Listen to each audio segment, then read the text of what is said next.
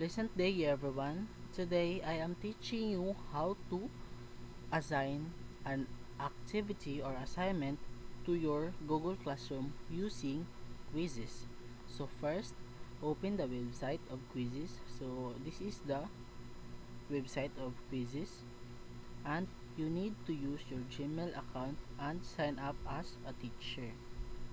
And then in the front page of your quizzes, you can see the activities here. This is a ready to use activity that you are going to edit the deadline and so on and so forth to send it to your Google Classroom.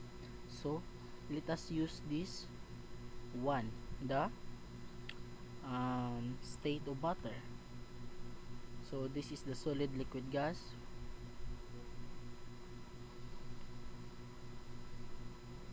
So in this area, we will going to choose how many questions that we how many questions that we need in this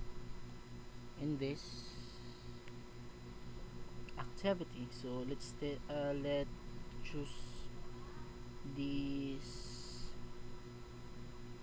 the state of matter. This is consists of 10 questions for the third